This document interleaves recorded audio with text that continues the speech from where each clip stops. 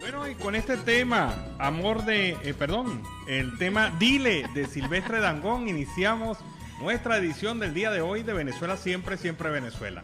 Como siempre, llevándoles información, comentarios, noticias, música, entrevistas, todo lo que tiene que ver con Venezuela y su migración a lo largo y ancho del mundo. Esto lo hacemos con mucho cariño y mucho respeto para todos ustedes a través de esta señal 1160 AM, Radio San José de Cúcuta y demás emisoras que se plegan a este enlace. Buenas tardes, Nancy, ¿cómo estás? Buenas tardes, Alan, y buenas tardes a toda esa amable audiencia que está ahí en este dial, en el 1160 Radio San José Cúcuta, de nuestras redes sociales oficiales. Síguenos en Facebook, en Siempre Venezuela Radio, en Instagram, @Siempre Venezuela Radio, y en Twitter, @Siempre Venezuela, y en la página web www.siemprevenezuelaweb.com, www.siemprevenezuelaweb.com, en enlace con Radio Delfín 1060 AM. Saludamos en el Control Master a Alex Meneses y a Robinson Cárdenas. Alan Peralta con Registro Nacional 0715 y quien les habla, Nancy Pacheco con Registro Nacional 0713 del Colegio Nacional de Periodistas Seccional Norte de Santander. Bienvenidos a esta primera ronda informativa en Siempre Venezuela, Venezuela es noticia. Bueno, y Maduro estuvo en Nueva York, en las Naciones Unidas, pero ojo, no fue presencial, no. No, fue pregrabado. Fue pregrabado y dio un discurso en donde el hombre se enfocó en el tema de los derechos. ¿Pero cuáles? Los derechos de ellos. Porque los derechos humanos no existen en Venezuela. No, en realidad no. Dice Nicolás Maduro, Venezuela ha contado con el apoyo definitivo y mayoritario de los países del mundo. Eso es verdad, la mayoría de los países apoya a Venezuela, no al régimen madurista. También ha dicho Nicolás Maduro desde la ONU, Venezuela denuncia las sanciones petroleras económicas y la persecución contra el derecho de la libertad económica. Bueno, pero ya va, es que los que están siendo perseguidos y hostigados son los de su gobierno, no el país. De hecho, Estados Unidos fue el primer exportador de productos hacia Venezuela, 1.113 millones de dólares. O sea, el fulano bloqueo solamente existe en la mente de esta gente. Por otra parte, Venezuela hará entrega ante la Asamblea General de la ONU la denuncia sobre la agresión permanente sistemática contra el país.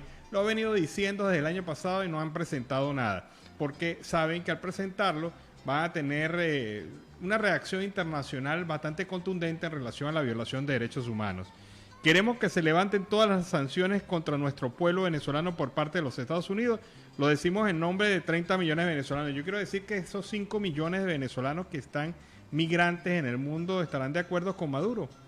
Yo no creo. No, yo no creo que esos 5 millones, entonces ya no estaríamos hablando de 30 millones, estaríamos hablando de mucho menos, pero vamos a ver si los que están dentro de Venezuela apoyan al régimen. 70% de las encuestas han indicado que la mayoría es contundente en contra del régimen, el gobierno de facto de Nicolás Maduro. Entonces, bueno, ahí está la situación.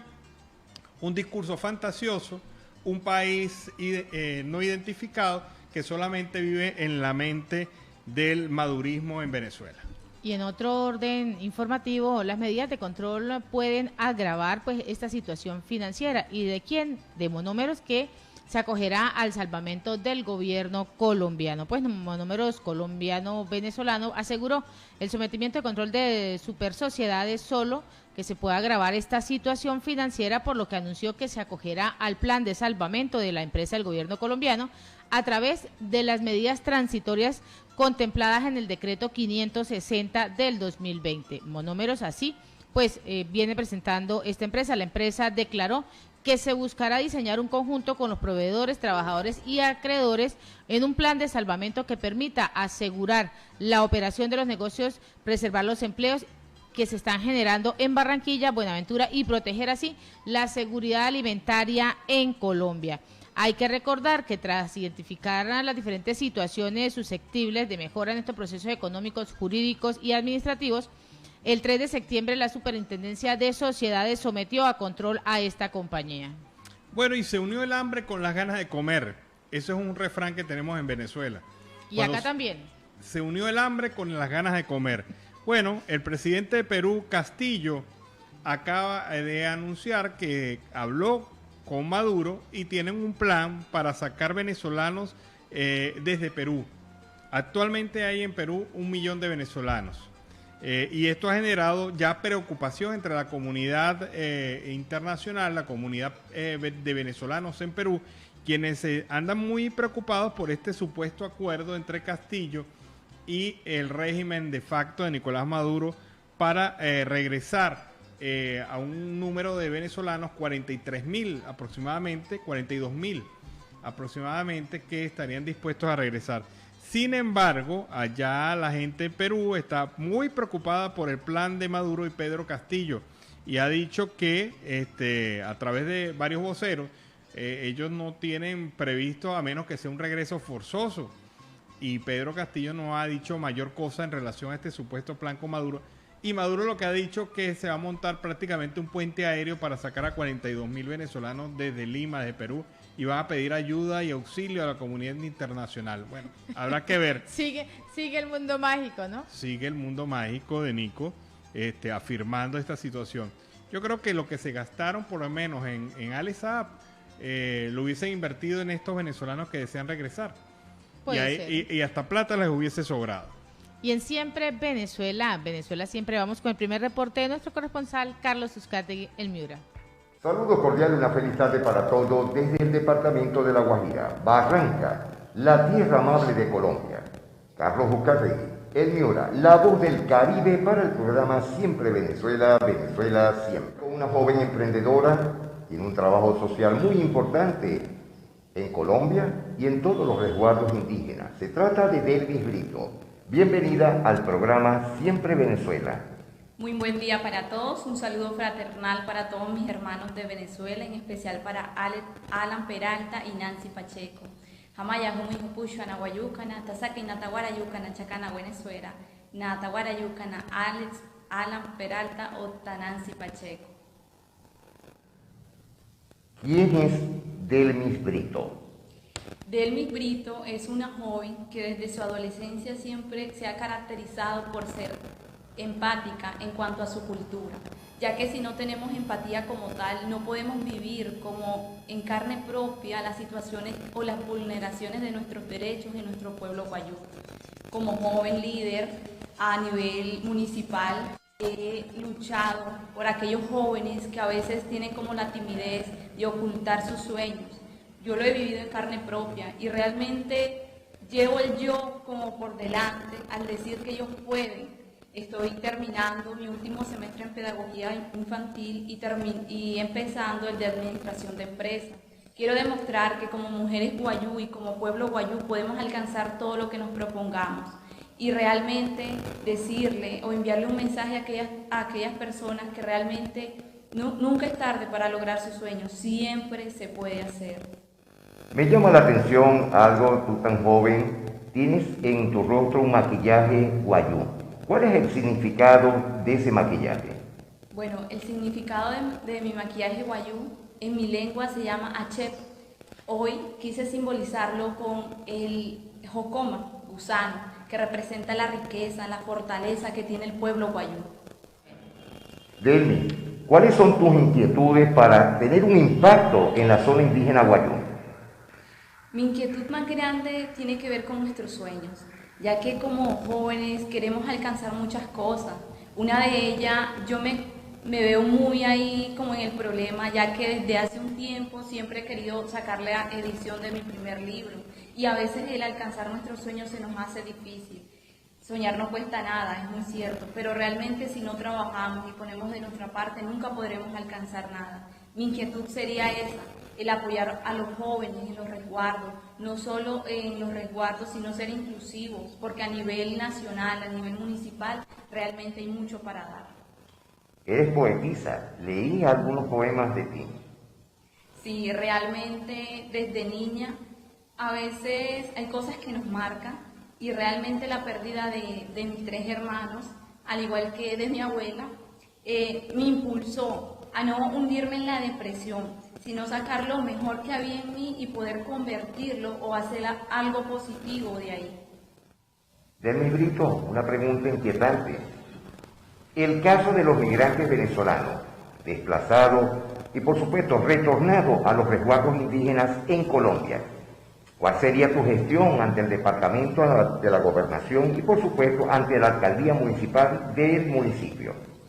Realmente, Carlos, no somos ajenos a lo que está sucediendo hoy en día con nuestros hermanos venezolanos. Realmente, en la cultura guayú, el guayú como tal es autónomo de andar en los territorios que él quiere, y sacarlos o no incluirlos en nuestra vida, en nuestra cultura, en nuestro pueblo, sería como algo injusto. Realmente, por lo que ellos hoy en día están pasando, también nosotros podemos pasar, y tal vez no en la misma situación, pero realmente debemos ponernos en el zapato de ellos, tener empatía ante todo y mirar cómo podemos colaborar. Desde la alcaldía se han gestionado varias cosas para poder ayudar a nuestros hermanos venezolanos, y realmente en nuestros asentamientos y resguardos indígenas podemos sacar proyectos que puedan llevar a cabo la ayuda para nuestros hermanos. Hay bastantes migrantes indígenas venezolanos en los resguardos. Realmente sí, hay bastante, y son parte de nuestra familia, Carlos, como yo le venía mencionando.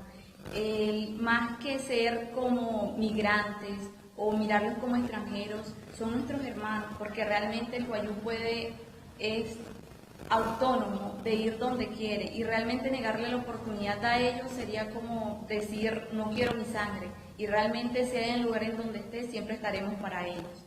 Quiero hacerte una pregunta muy importante que es empresarial, financiera, económica.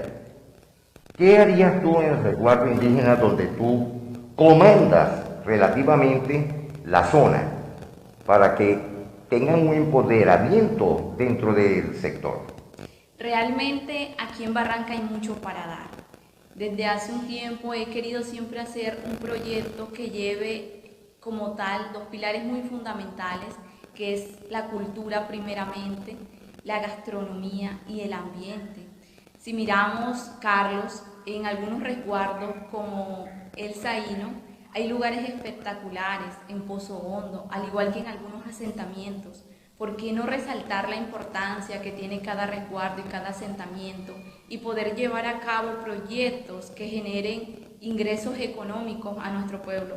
Y realmente como jóvenes podemos dar mucho. Se puede crear un proyecto o una asociación que pueda ayudar al medio ambiente.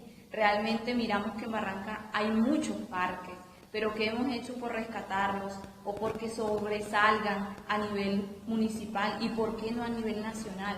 Realmente en estos días visitaba el municipio del Molino y mirar la belleza que hay en el municipio, desde la entrada hasta lo último, me llevó a poder vislumbrarme en ese sentido, el querer hacer algo por el pueblo de Barrancas. Y realmente el querer es poder, pero empiezo por mí y sé que muchos también rescatarán la importancia de nuestra cultura, de nuestro ambiente, porque tengo muy presente que el guayú, el ser indígena, es ser naturaleza también, porque por ahí provienen nuestras riquezas.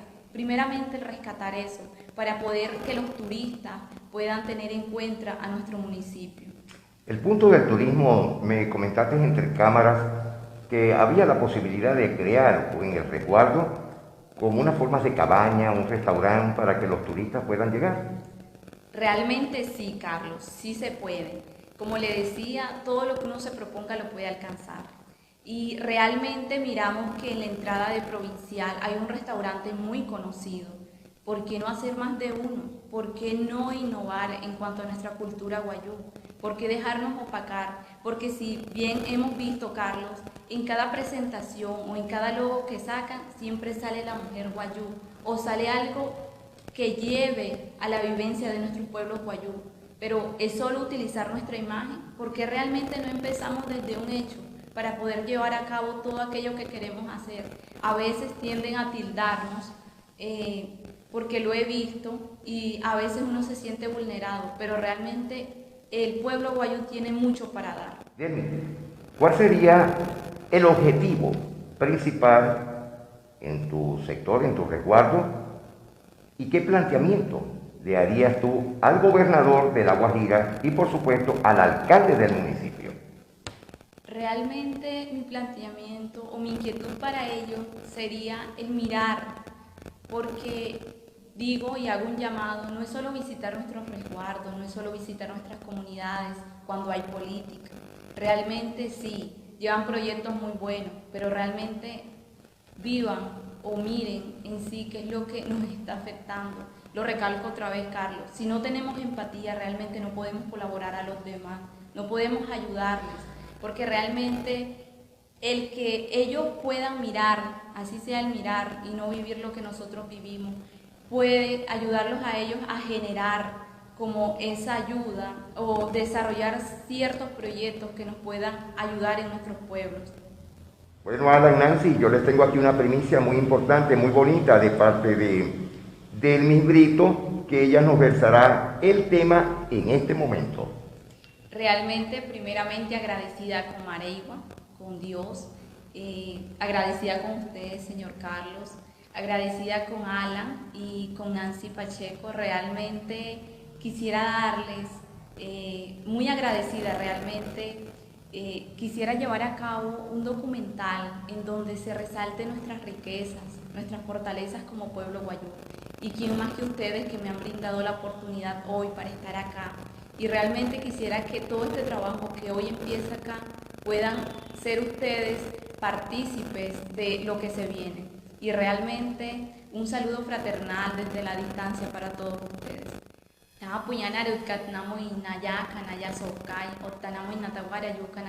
Venezuela, Maca, Alan Peralta, Otanansi Pacheco, Ñamareigua, Aymajecana, Guaypajiacana. Bueno, gracias a Dios hoy tuvimos un programa muy diferente, una entrevista muy halagadora. Te doy las gracias, Delmis, por esta hermosa entrevista que nos has dado. Nos despedimos ya a esta hora, Carlos Uzcategui, el Miura, la voz del Caribe para el programa Siempre Venezuela, Venezuela Siempre. Bueno, muchas gracias a Delmis Brito, que desde La Guajira Binacional nos ha enviado ese bonito mensaje. De verdad que lo recibimos acá con mucho cariño y mucho aprecio. También retribuyéndole ese mensaje con mucha alegría, con mucha paz y con saludos de prosperidad y bendiciones para ti y para tu pueblo. Seguimos acá en Venezuela Siempre, Siempre Venezuela. Nancy, te cuento lo siguiente. Cuando uno ve la sesión de las Naciones Unidas y ese número extraordinario de presidentes dando sus discursos, veíamos, bueno, a Maduro ya hablando su mundo mágico, pero fíjate esto, el presidente de Guatemala, Alejandro Yamatei Fala, denunció durante la 76ª Asamblea General de la Organización de las Naciones Unidas que en materia de narcotráfico hemos visto en los últimos meses cómo desde Venezuela sale el 95% de las aeronaves que llegan a nuestro país o a los países vecinos con droga. O sea, 95% de la droga que llega a Guatemala por vía aérea sale de Venezuela. O sea, es contundente esto. Yo creo que esto refuerza las acusaciones de que Venezuela se está convirtiendo en una base de operaciones del narcotráfico internacional. ¿Por qué cree usted, Alan, que está Javier Tarazona como preso político? Porque ha denunciado estas cosas y ha denunciado la Porque él estaba destapando esa olla. Claro, y entre otras cosas por esto. Pero fíjate lo que dice Yamatei, es un mal que nos toca sufrir por la demanda que existe para su consumo, y aseguró que seguirá la lucha contra el narcotráfico y el lavado del dinero. El presidente destacó el desarme de 15 estructuras de narcotráfico y presentó datos sobre las cifras de incautación de drogas en el país. En materia de seguridad estamos avanzando, pero el tema de Venezuela debe ser tomado en cuenta. 95% denuncia Yamatei, 95% de los aviones que llegan con droga a Guatemala provienen de Venezuela. Esto es muy serio, ¿no? Y así el señor Nicolás Maduro y su gobierno hablan y se llenan la boca diciendo que ellos tienen protegida la soberanía cuando la entregaron, sí, lamentablemente. Definitivamente, Venezuela es, a más pruebas, puerto de salida de droga hacia el mundo. Porque no solamente el caso de Centroamérica, es el caso también de Europa a través de España. También, ese es el puente, la conexión del narcotráfico. Y resulta que la conexión del narcotráfico se vincula con la negociación del oro ilegal, con la negociación de recursos ilegales Es decir, hasta de coltán se vincula, es la misma ruta, son los mismos dueños, es la misma gente haciendo dinero fácil en un país donde no hay ley y donde las autoridades se prestan con actos de corrupción para esto. Y en Siempre Venezuela, siempre, vamos a una pausa comercial y musical, ya regresamos.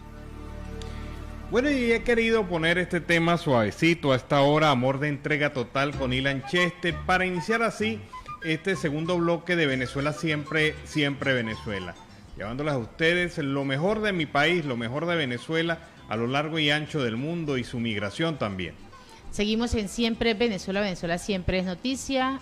Y en otro orden noticioso, el Monitor Salud, la mitad de la UCI en Venezuela, pues están ocupadas por pacientes con COVID-19. El Monitor Salud, a través de las diferentes redes sociales, ha informado que tras el monitoreo de 31 hospitales centinelas en Venezuela destinados para la atención de pacientes con COVID-19, hay 2.126 camas habilitadas, de las cuales 1.036 están ocupadas.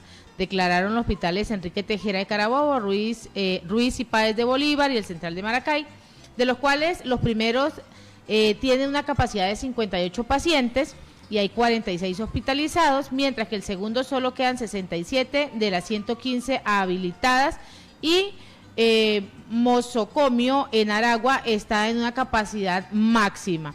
Así se viene presentando el tema del COVID-19 y cómo están las camas UCI. De igual forma, constataron que el país, hasta la fecha, la ocupación de camas en hospitales centinelas es del 53%, mientras la ocupación de las UCI es del 55,86%, lo que refleja que no existe una disminución en los contagios del COVID-19 en la nación, a pesar de los diferentes balances que ha venido emitiendo el gobierno a través de sus comunicados y a través de las redes sociales. Bueno, y Lisette Bon, quien es periodista venezolana, coordinadora de investigación de runrun.com, ha presentado un balance sobre la situación del COVID-19 que apoya lo que estás diciendo en esa línea. Queda demostrado que el esquema 7x7 no contribuye a frenar el COVID-19 en Venezuela. Número de contagios y muertes tienden a aumentar por igual entre semanas radicales y flexibles. Es decir, es lo mismo tener una semana radical y una semana flexible, porque el índice de COVID es el mismo, de casos de COVID detectados es el mismo, entendiendo también que estas cifras son manipuladas, ¿no? Y aún sí, con toda la manipulación, el incremento se mantiene. También está dejando de funcionar como medida de control social, extorsiones policiales incluidas. Al no servir para controlar el COVID-19, el absurdo plan oficial del 7x7, dice Lisette Blom, se mantendría para espaciar las tensiones por la escasez de la gasolina, disimular la caída de la actividad económica y la falta de personal en la administración pública, caso parques urbanos y nacionales. Aquí pueden revisar la evolución del COVID-19 desde abril de 2020 hasta la fecha, según las propias fuentes oficiales, y lo que se ve es una línea en permanente crecimiento, una estadística en crecimiento permanente. El 7x7 es otro mecanismo de control social que favorece a las mafias enquistadas en los cuerpos policiales. Es la afirmación de también periodista Gabriel Oñates. En Carabobo hay un centro comercial del norte de Valencia que, para poder trabajar en paz, cada local debe dar entre 10 y 20 dólares al comando de la policía de la zona durante la semana radical.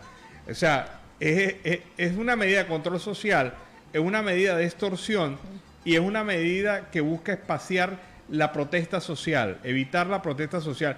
Pero en cuanto a su objetivo mencionado, que es el control de COVID, ya eso no tiene eficiencia. El COVID sigue incrementándose en Venezuela, haya semana radical o no haya semana radical. Bueno, y en medio de ese potencializador, como siempre lo hemos denominado acá, que el 7+7, que el 7x7, que parece un potencializador, pues Nicolás Maduro está pensando como cosa rara y para variar, y está pensando en permisar 8 semanas flexibles a partir del 1 de noviembre hasta el 31 de diciembre.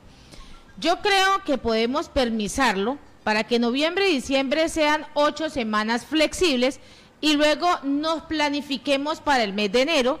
Yo espero tener entre el 80 y el 90% de la población vacunada. Esto es lo que ha venido expresando Nicolás Maduro en una entrevista que ha mantenido con diversos emprendedores. Estamos viendo unas cifras de COVID-19 totalmente aumentadas y está diciendo Nicolás Maduro que va a permisar todo el mes de noviembre y el mes de diciembre. Pero es que ¿Cómo vamos con esas cifras de COVID-19 aún más en aumento? Y no tenemos unas cifras, porque Delcy Rodríguez decía que para el mes de octubre se detenía el 70% de la población inmunizada. ¿Dónde está?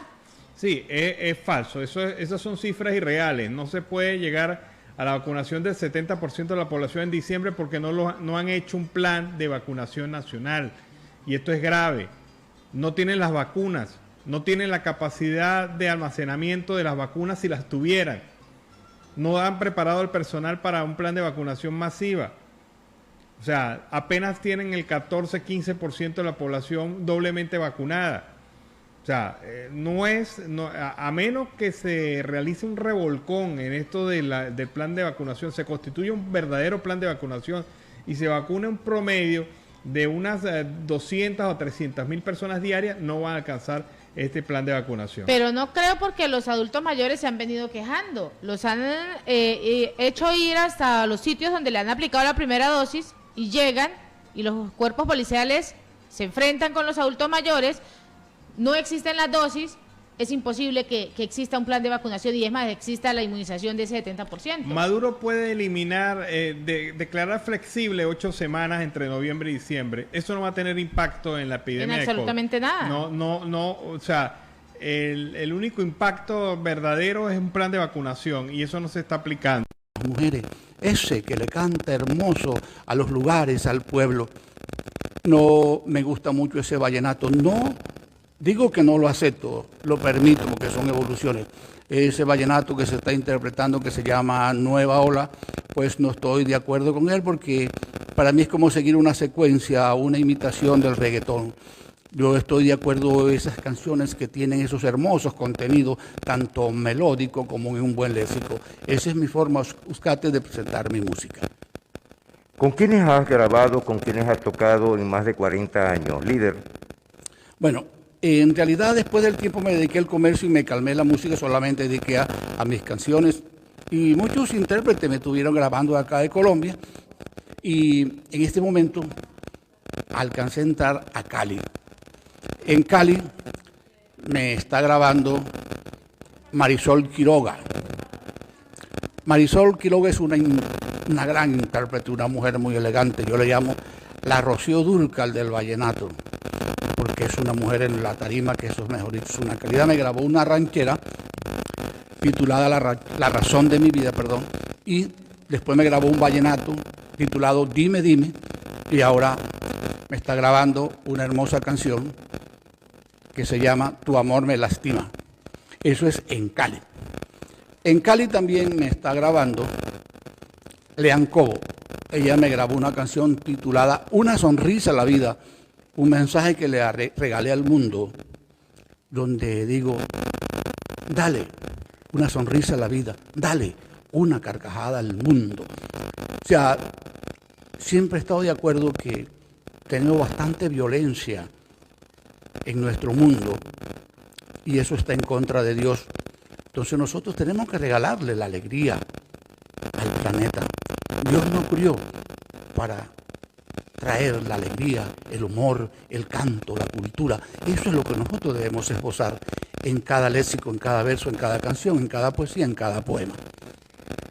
Líder, tu voz, tus composiciones han traspasado la frontera. También sabemos que en México ha sido escuchado tus composiciones, al igual que en Venezuela. Sí, ya las rancheras están escuchándose en México, eso me ha contado Marisol. La otra vez me iban a hacer una entrevista de México, pero se cortó la llamada y no se pudo. Pero porque allá, como dije, también me está grabando Lean Cobo, que grabó Una sonrisa en la vida, me grabó una ranchera que se titula Basura, y como tiene ahí un sentido, le pusieron basura, polvo de gallo, y yo hasta me río de la situación. Bueno, esas son cosas de ellos allá, ¿no? Y ahorita me está grabando un vallenato que se titula Tú, mi luna. Usted se da cuenta pues de mis títulos, que lo que traen es siempre un buen contenido. Y pues en ese trasegar musical que yo he estado manejando siempre, después estudié y soy profesor de técnica vocal, vocalización, formación de artistas, de versos, poesías y canciones. Aquí en esta Casa de la Cultura he trabajado muchas veces. Ahorita estoy presto a trabajar también, creo, en los corregimientos de este municipio. Líder, ¿y los amores? Bueno, los amores, tú sabes que nosotros, pues los artistas, siempre somos a veces un poquito asediados, pero a veces nos quedamos solos. En este momento estoy soltero, buscando novia, recibo hojas de vida. Así que, bueno, pero sin embargo, mi vida como persona demasiado sana, yo no tengo vicio. Soy un hombre que me dedico a mi cultura. A mí me encanta mi cultura, mis canciones, mi canto, mis poesías. Asesoro muchas personas. Doy clases también virtuales. Tengo bastantes alumnas en Barranquilla, Santa Marta, Cali, y lo hago virtual. Las asesoro en sus grabaciones y a la vez le doy sus clases de técnica vocal para que crezca de clase. Y esta tarde tengo una clase ya pendiente, una niña que está grabando de Santa Marta, Silvina Fontalvo, La Locura del Vallenato, una excelente cantante, pero tiene pues sus falencitas y me busca cada vez que va a grabar. También tienes alumnos migrantes venezolanos y retornados, ¿cierto? Bueno, sí, tuve aquí bastantes alumnos de los venezolanos, bastante. Y tengo que decirlo, mucho talento en Venezuela, muchísimo. Aquí he tenido unos alumnos de Venezuela espectaculares. Sinceramente, en cierto momento me daba nostalgia. Digo yo, ¿cómo estos valores de Venezuela están aquí en Colombia como emigrantes? Siendo que tienen tanto talento que es preciso que allá más bien debieran de estarlo apoyando, porque encontré bastante talento en los emigrantes venezolanos que estuve aquí. Eso hace como 3 años que fui profesor aquí, porque hoy en esta administración no puedo trabajar y trabajé con muchos alumnos venezolanos y excelente, te digo, excelente. Incluso no solamente cantando la música llanera, no. Cantando vallenato. En Venezuela cantan vallenato muy bien. Y aquí tuvo un muchacho, Nilson, no recuerdo el apellido, de Venezuela, que canta muy bien el vallenato. Hicimos buena amistad. Y yo estuve en Maracaibo y me di cuenta que en Maracaibo se escucha mucho el vallenato, muchísimo, muchísimo. Yo tengo ganas de entrar a Venezuela del todo, con todos los hierros y poder dar a conocer mi nombre y mis canciones en Venezuela. Ojalá que se me dé la oportunidad. También nos tienen a Alan, Nancy y a todo el grupo de producción del programa Siempre Venezuela Radio. Una primicia, y no la voy a decir yo, la va a decir Roberto Carrillo Soto, el líder. Pero yo siempre he sido un admirador, un enamorado de Venezuela. Por eso tenía una deuda de hacerle una hermosa canción y ahora la voy a hacer. Siempre Venezuela. Y la voy a hacer con todo el amor que yo tuve por ese Venezuela que yo conocí, productivo, ese Venezuela grande, es el que yo quiero nuevamente tener y así me voy a inspirar para hacérsela. Gracias Roberto Carrillo Soto, el líder. Gracias por esas emotivas palabras y es una sorpresa para el programa Siempre Venezuela, Venezuela Siempre. Nos estamos despidiendo ya del líder. Bueno, gracias a ustedes pues por tener esta amabilidad conmigo, invitarme a su prestigioso programa. Siempre estaré presto cada vez que me necesiten de estar con ustedes. Soy un hombre de cultura y eso me encanta. Entonces no tengo que más que decirle a todos sus oyentes que muchas gracias por escucharme y aquí estaré presente. Hay Roberto Líder Carrillo para mucho tiempo. Bueno, no hay más nada. Señores, nos estamos despidiendo ya a esta hora. Carlos Ucate y el Miura, la voz del Caribe, para el programa Siempre Venezuela, Venezuela Siempre. Oye, qué bonita entrevista la de Carlos Ucategui y el Miura. De verdad que, bueno, y me emociona eso, escuchar que el próximo tema es Siempre Venezuela. Sí, ¿no? ya me di cuenta de tu rostro, la expresión cuando dijeron, bueno, el próximo tema es ese, Siempre Venezuela. Qué bien, qué bien. De verdad que me encanta eso y saludo al maestro. De verdad que muy emocionado con su gesto y muy agradecido también. Bueno, y antes de irnos a la pausa comercial y musical, queremos agradecer en esta primera hora la participación de Radio Delfín 1060 AM, de Control Master a Robinson Cárdenas, a nuestro corresponsal Carlos Uzcategui. Ya regresamos. Este tema que nos acompaña durante este momento, Cuando Vuelvas, con Felipe Peláez. Este tema nos permite iniciar nuestra segunda hora del programa Venezuela Siempre, Siempre Venezuela, incorporando a la emisora 91.5 FM Aruba Estéreo y la emisora también La Voz de la Gran Colombia 1400, que también se incluye en nuestra señal amplia que nos lleva a diferentes puntos de Colombia, Venezuela y el mundo. Bueno, y hablando de temas de comunicación, miren qué curioso este anuncio hecho en redes sociales por la sala de prensa de CanTV. CanTV es la compañía anónima telefónica de Venezuela. Y dice lo siguiente, escuchen el texto de esto. Motivado a triple corte de fibra óptica, se encuentra afectado parcialmente el servicio de Internet en las regiones Central, Los Llanos, Centro-Occidente, Occidente y el estado Amazonas. Según este reporte, es toda Venezuela. O sea, era más barato decir en toda Venezuela hay corte parcial del servicio de Internet. Y esto deja excluido solamente al estado Bolívar, que sería el único que estaría normal en cuanto a conexión por fibra óptica. Pero ocurre entonces que nuevamente se presente otra falla. Ahora vamos a ver si acusan a otro sabotaje o a alguna otra acción delictiva o alguna otra acción de un tercero para no reconocer sus fallas en cuanto al tema de la protección y control y mantenimiento de la infraestructura pública.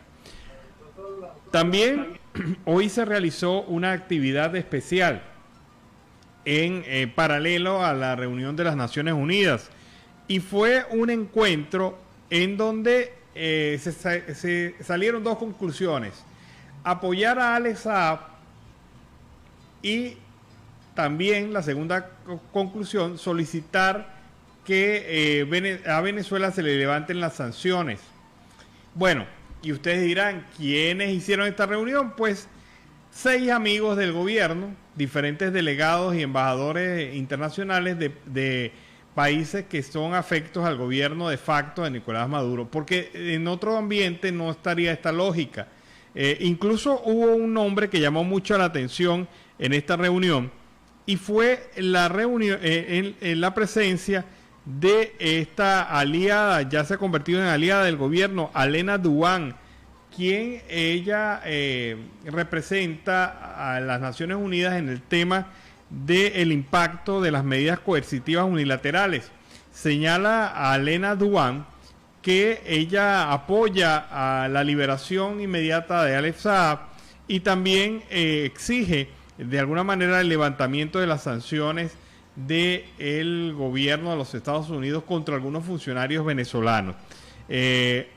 Lo que preocupa en este caso es que Alena Douan, que debería haber tenido, que es bielorrusa, debería haber tenido una posición un poco más equilibrada en este tema, porque ella representa un organismo multilateral.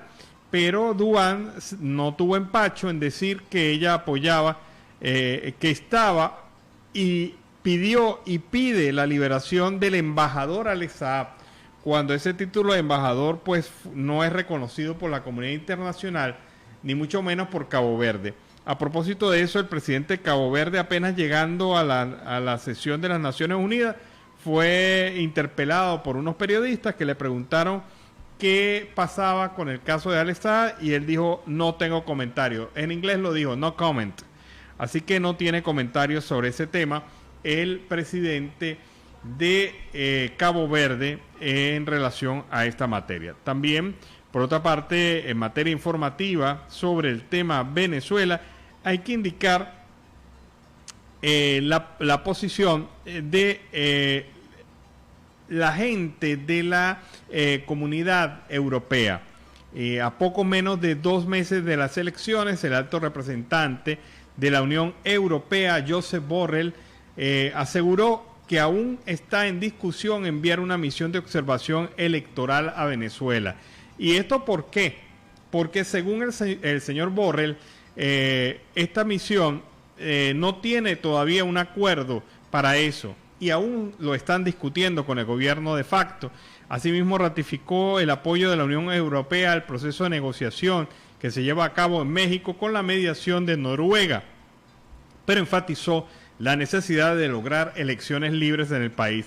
Se necesita avanzar hacia la celebración de unas elecciones presidenciales y legislativas con garantías y otras muchas cosas más que el país necesita para ir construyendo un gran acuerdo nacional.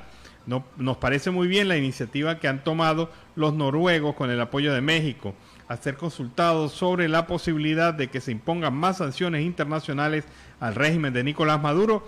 El jefe de la diplomacia europea indicó que las sanciones son un instrumento alternativo a la falta de diálogo y si el diálogo fructifica, las sanciones no serán necesarias.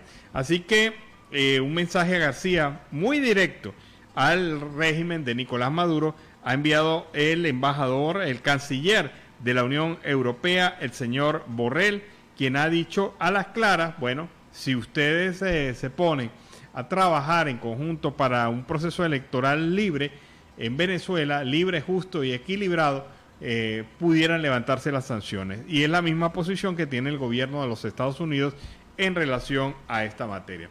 Un comentario que me llamó la atención también en otro orden de ideas sobre esta condición de la isla de Margarita y otras islas de Venezuela que han sido abandonadas, es que hace algunos años se había hablado de un proyecto de un parque eólico en Margarita, y este parque eólico iría a garantizar de alguna manera la necesaria provisión de energía eléctrica que actualmente se transmite a través de un cable submarino, la energía eléctrica que recibe la isla de Margarita.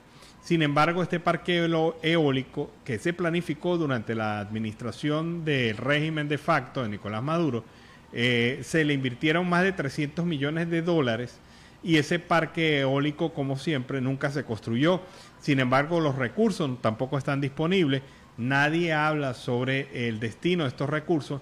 Más de 300 millones de dólares perdidos aquí y Margarita sufriendo problemas de electricidad a pesar de este proyecto del parque eólico. La condición es clara, la corrupción se comió ese dinero y sobre todo hay que estar pendiente de cómo, de alguna manera u otra, esto pues sigue afectando a Venezuela, sigue afectando a las posibilidades económicas del país, las posibilidades sociales del país, sobre todo en un momento en el cual se carecen de los recursos necesarios para poder adelantar obras de infraestructura básica necesarias para Venezuela. La corrupción, nuevamente, ese mal que nos trastoca y nos viene dañando.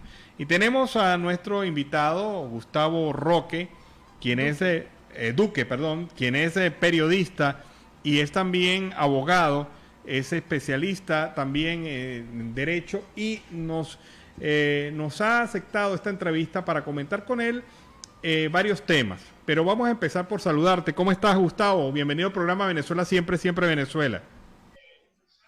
Buenas tardes, Alan. Buenas tardes, Nancy. Bueno, aquí como siempre, pendiente de las noticias que se generan en su programa. Muy bien, Gustavo, coméntanos un poco desde tu visión, desde ese máster en Dirección y Administración de Negocios Globales que tienes, ¿qué papel, desde tu perspectiva, ejerce la migración venezolana en estos países a donde ha llegado? Económicamente, ¿ese impacto es positivo, no es tan fuerte? ¿Cómo lo aprecias tú? Mira, Alan, te podría decir que hay dos aristas, dos perspectivas desde donde se puede visualizar la situación de la migración de venezolanos hacia los países vecinos, sobre todo a Colombia, que es quien más nos ha apoyado. ¿Okay? Bueno, igualmente Chile, Perú y Argentina y por supuesto Estados Unidos. La migración en sí se ha llevado grandes potencialidades, grandes potencias profesionales de nuestro país, médicos, ingenieros, periodistas, de todas las profesiones han ido a buscar mejoras que evidentemente ahorita no se pueden conseguir en Venezuela, producto del régimen que nos gobierna, si se puede decir de alguna manera, que tienen secuestrado el país. ¿Okay? Eso le ha aportado beneficios a nuestros receptores, a nuestros países receptores. Claro, también hay las personas de bajo nivel o de conducta desleal que han emigrado también buscando mejores ingresos, como el robo, el narcotráfico, en fin. Pero esos son una minoría, en realidad son una minoría. Gran parte del venezolano, de los 5 millones más o menos que han emigrado, están aportándole a las economías de los países receptores bastantes beneficios desde el punto de vista nuestro, desde el punto de vista de lo que hemos estudiado, mis colegas y yo, en cuanto a comercio y a economía se trata. Bajo esa perspectiva muy interesante que nos está señalando Gustavo, el venezolano ha resultado ser en su gran mayoría un gran emprendedor. Ha resultado ser un embajador de nuestra gastronomía. Ha sido un embajador de las iniciativas empresariales y comerciales más importantes de los últimos años en estos países. Y esto es a todo nivel, no solamente a nivel de grandes empresarios venezolanos, sino también de microempresarios venezolanos. Eso estaba oculto, ¿verdad?, en nuestro pueblo, porque es hasta ahora que se empieza a ver la garra empresarial del venezolano. Sí, Alan. En Venezuela, bueno, tenemos por costumbre, y en Colombia también, porque yo he vivido varios años en Colombia, de que por lo menos quien llega a tu casa, tú lo primero que le brindas es un café y el plato de comida siempre se comparte, ¿ok? Nosotros somos buenos cocineros, somos buenos por la gastronomía y, bueno, en virtud de que muchas oportunidades no se nos ha permitido por cuestiones internas de los demás países desarrollar nuestras profesiones, ok, hemos optado por la gastronomía, por nuestro fuerte principal, que bueno, siempre lo tenemos allí latente, a pesar de que yo, por lo menos, yo tengo mis 2 profesiones y en mi casa, yo a mi señora yo le digo, mira, no, déjame que hoy voy a cocinar yo, y porque es que nos gusta y nuestro paladar es muy exquisito y bueno, tratamos de siempre perfeccionar eso. Y hemos llevado la gastronomía bastante alto, porque tenemos una diversidad que, bueno, ustedes la conocen y estoy seguro que todos los que escuchan este gran programa conocen de la gastronomía tanto colombiana como venezolana. Cuéntame una cosa, ¿cómo ves en perspectiva el tema de la migración? Esto porque todo hace indicar que el fenómeno migratorio va a seguir creciendo en Latinoamérica y no hay, como que para muchos venezolanos que ya han migrado, no hay vuelta atrás. ¿Cómo percibes tú este fenómeno migratorio? Te pudiera decir lo siguiente, que no hay vuelta atrás es muy relativo. Bueno, evidentemente, según lo que sucede el 21 de noviembre, con las elecciones con las cuales, bueno, yo no estoy de acuerdo, porque lo que van a hacer es legalizar el régimen imperante en Venezuela, porque si nos vamos a obedecer las reglas que ellos están imponiendo y vamos a obedecer lo dicho por el ciudadano, bueno, por el señor que está sentado en la silla de Miraflores, lo estamos aceptando como presidente simplemente. Yo no creo que esto se vaya a quedar así. Yo pienso que la migración va a ir en aumento, pero una vez que logremos salir de esto, mucha gente se va a venir porque Venezuela, aún con todo y el desastre y la debacle que han causado, Venezuela aún tiene un gran potencial. Venezuela tiene recursos que no han podido ellos agotar con 21 años que tienen explotando, regalando, malbaratando. Bueno, todavía Venezuela tiene bastante para dar. Y cuando aquí se logre abrir el compás, Mira, es mucha la empresa que va a invertir en Venezuela y se va a abrir un campo gigantesco de oportunidades. Y todas esas personas, al menos, no diré todas, pero la gran mayoría de esos migrantes van a volver al país. ¿Cuál es, ahora que miras el fenómeno en perspectiva, cuál es la visión que tienes sobre Venezuela en este momento? Bueno, actualmente te puedo decir que no se vislumbra un futuro prometedor, mucho menos cuando el caballero del que hablaba ahorita ha anunciado un petro como el salario mínimo, entendiéndose de que el petro está ahorita por el orden de los 222 millones de bolívares, o sea, $50, y ahorita está ganando el sueldo mínimo está en $4. Bueno, imagínate tú la debacle que va a suceder, la debacle económica que se va a suceder en Venezuela con el alza de precios. Esto va a ser asombroso. Si ahorita un kilo de carne de segunda está costando $5, bueno, para el mes que viene, por la medida pequeña, va a costar 15, 20, $25 un kilo de carne. Porque la idea del gobierno es meterle la mano en el bolsillo al venezolano. Como ya no consigue de dónde sacar dinero, como ya lograron de que Venezuela, después de ser el principal exportador de petróleo de Latinoamérica, de América en sí, pase a ser, bueno, comprador de petróleo, más bien comprador de gasolina, porque a pesar de que tenemos 5 grandes refinerías, no estamos produciendo nada. El futuro de Venezuela está muy en veremos, según lo que pueda sucederse el año que viene o lo que suceda el 21 de noviembre. Pero no es muy halagador de momento. A corto plazo, yo no lo veo muy halagador, pero a mediano y a largo plazo, sí. A mediano y a largo plazo yo veo una Venezuela pujante, una Venezuela llena de oportunidades y que, bueno, vamos a lograr salir de esto con la ayuda de todos nuestros vecinos, muy especialmente a la de mi tocayo y familiar, aunque no nos conocemos, el presidente Iván Duque. Gustavo, ya iba para ese punto específico. ¿Cómo calificas esas elecciones, esas mega elecciones que van para el 21 de noviembre? Nancy, yo considero que son un fraude total. Hay quienes dicen de que no, es preferible ir a votar porque si no nos van a hacer lo que nos hicieron en el 2015. Ya va, un momento. En el 2015 habían medianas oportunidades. La balanza estaba más o menos equilibrada. Ahora no. Aquí no hay independencia de poder.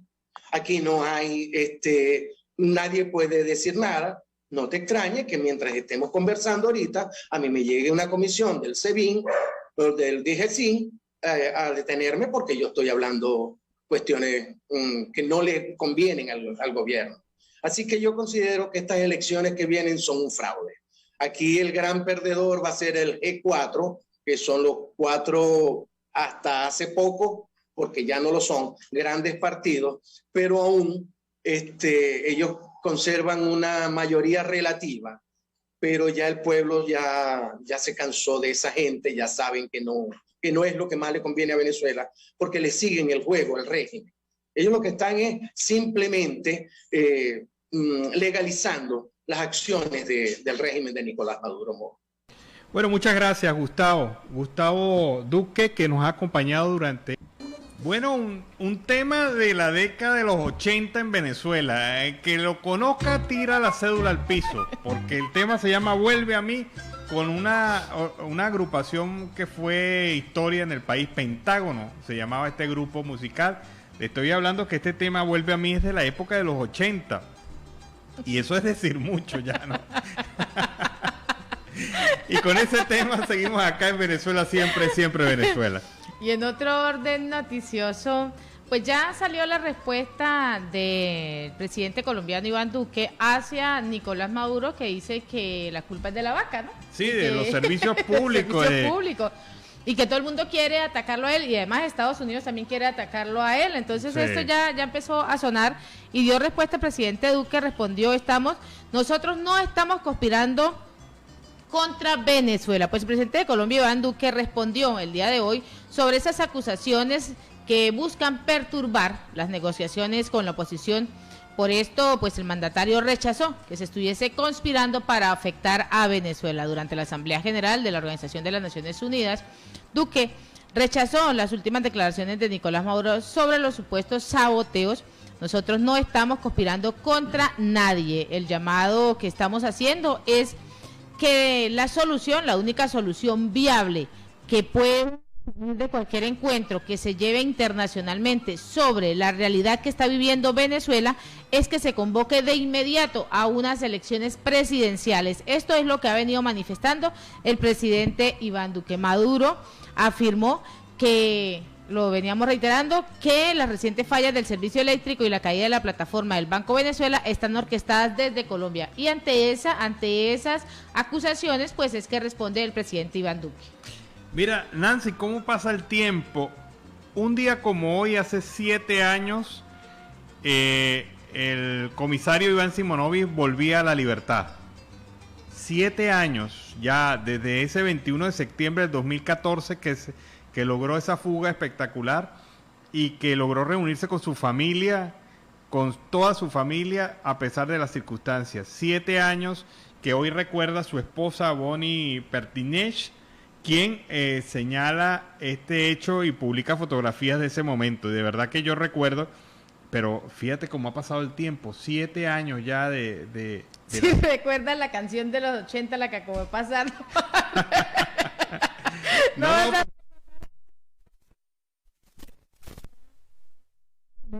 más cerca. El hecho es que este señor, pues, es muy necesario para Venezuela. Es un hombre con un criterio y con una información y un análisis serio y sensato de la realidad del país. Así que felicitaciones al comisario Simonovic.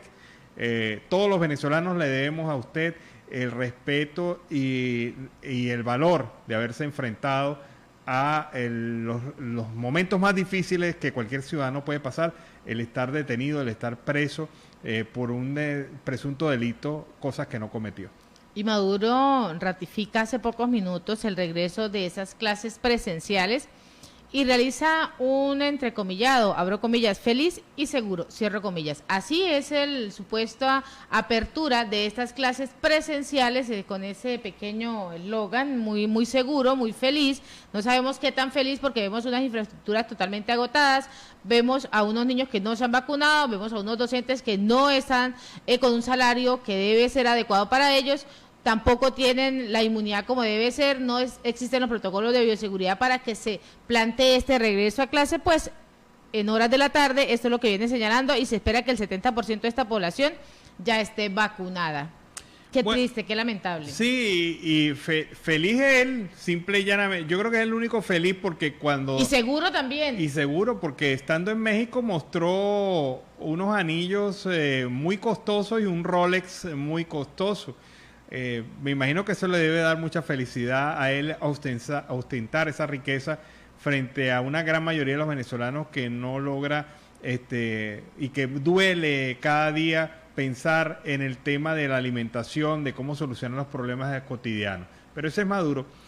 Siguiendo con la información, ¿sabes que empieza a salir, gracias a un trabajo periodístico del diario El Mundo de España, más información sobre la declaración privada que habría dado el Pollo Carvajal ante los tribunales en España?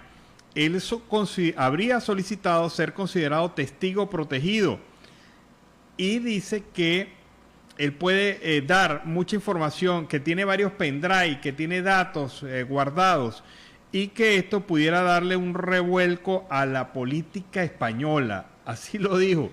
Entonces el hombre parece que tiene mucha información y se tiene que vender muy caro, y lo que tiene que decir debe ser tan conmocionador de la sociedad española y la política española para que se suspenda su paso de extradición a los Estados Unidos. Carvajal compareció ante el juez que investiga los vínculos de ETA con la FARC. Pero el pollo dijo, tengo información de esto, pero también tengo de esto y tengo de esto. De todo tengo un poquito. Y así ha dicho que tiene pendrive, que tiene pruebas contundentes y habrá que esperar la decisión de los tribunales españoles sobre esta materia. Pero según el diario El Mundo, el señor Carvajal se mostraba muy seguro y señaló que había actividades ilegales de dirigentes de Podemos, el partido de Pablo Iglesias, el consentido de Chávez, el consentido de Maduro, y que recibió millonarios recursos para poder, en supuestas asesorías, justificar sus viajes a Venezuela. Y el grupo de Boston respalda las negociaciones entre el chavismo y la oposición en México. Pues el grupo de Boston emitió un comunicado el día de hoy en respaldo a esta negociación entre el chavismo y la oposición. El documento se señala que es necesario que se ejecuten procesos de reconciliación nacional. Agrega que las delegaciones negociadoras deben apegarse a la importancia de desarrollar un mecanismo de seguimiento para acompañar estos resultados de estas negociaciones y asegurar el éxito total de estos acuerdos. Esto es lo que viene presentando el grupo de Boston en un mecanismo que ha integrado y está integrado por diputados y exdiputados de diferentes periodos del Parlamento venezolano. Bueno, y vamos a escuchar el reporte de nuestro compañero Oliver Luyano, el amigo de todos.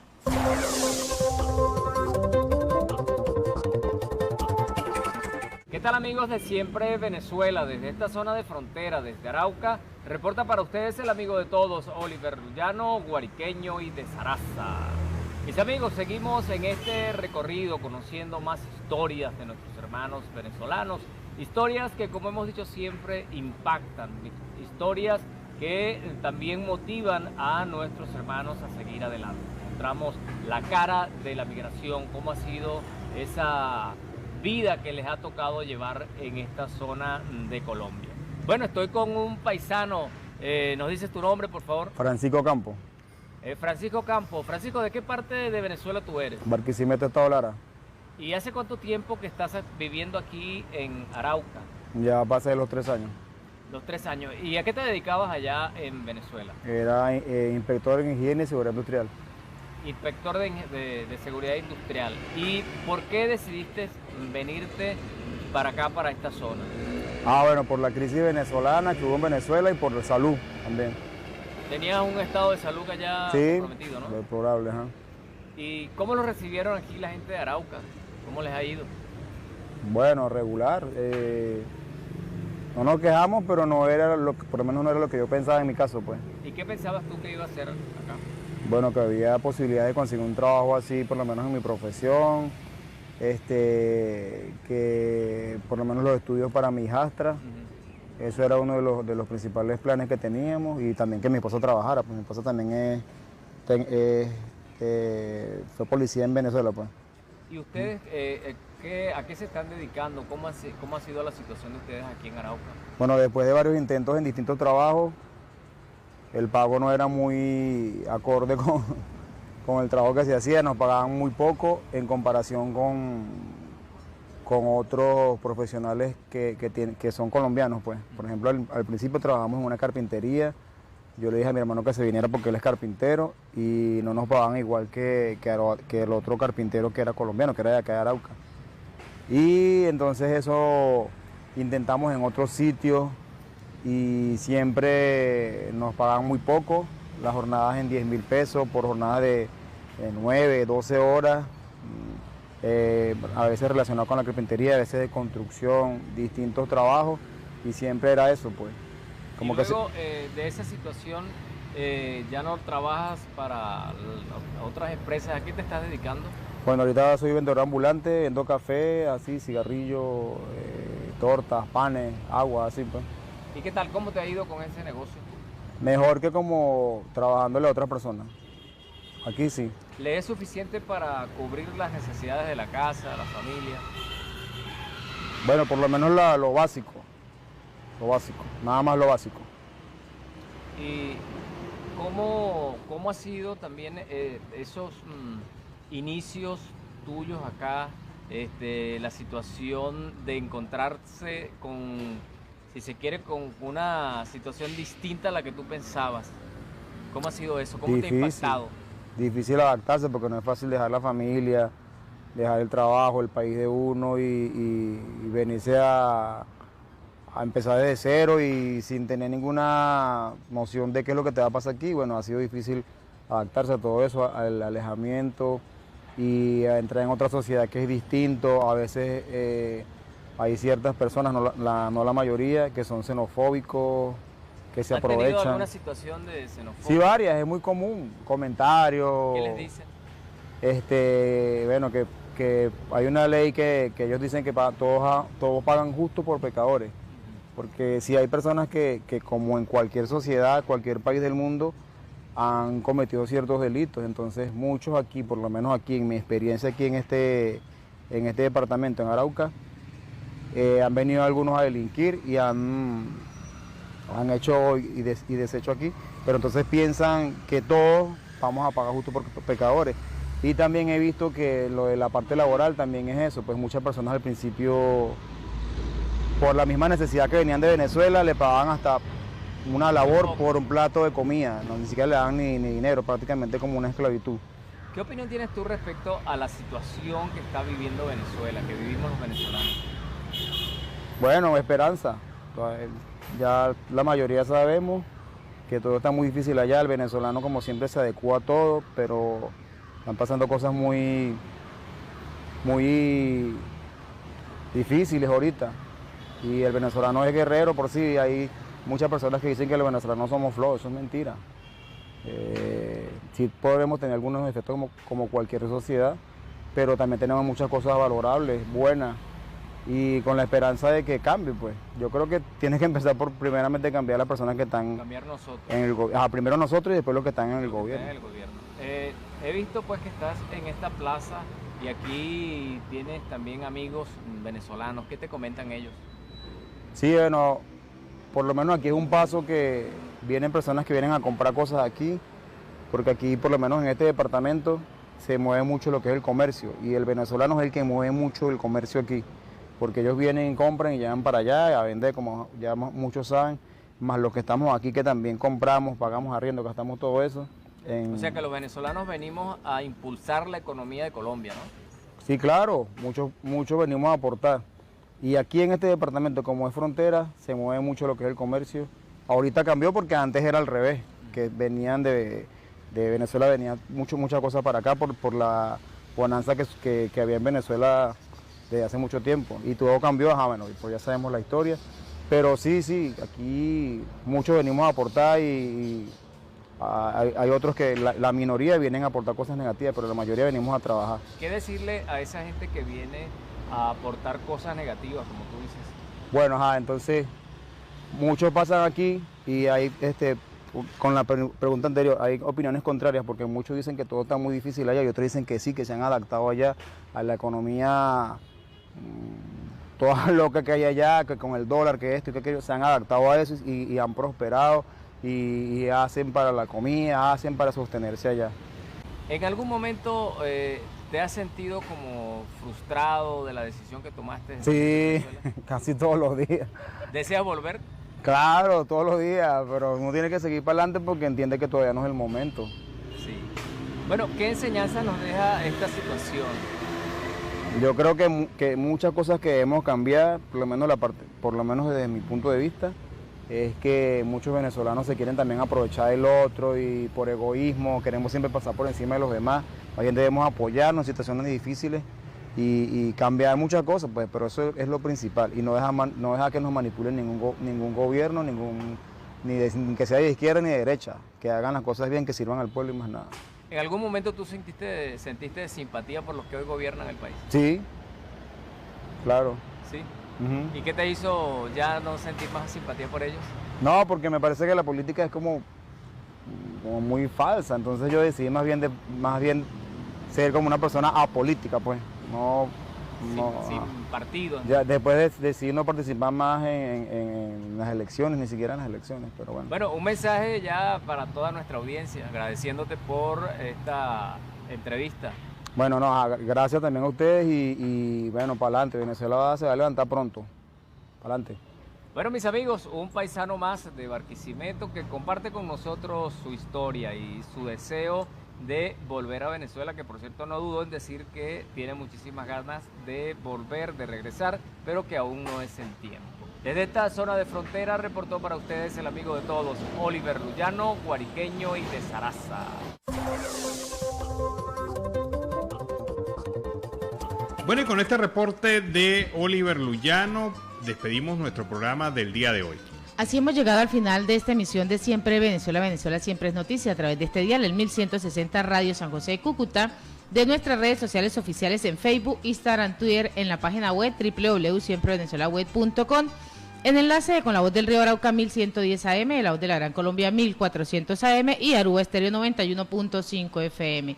Agradecemos en el Control Master a Alex Meneses, a Roberto Alexis Rojas, al señor Víctor Márquez, Alan Peralta con Registro Nacional 0715 y quien les habló, Nancy Pacheco, con Registro Nacional 0713 del Colegio Nacional de Periodistas Seccional Norte de Santander. Feliz noche, hasta mañana. Hasta mañana, cuídense.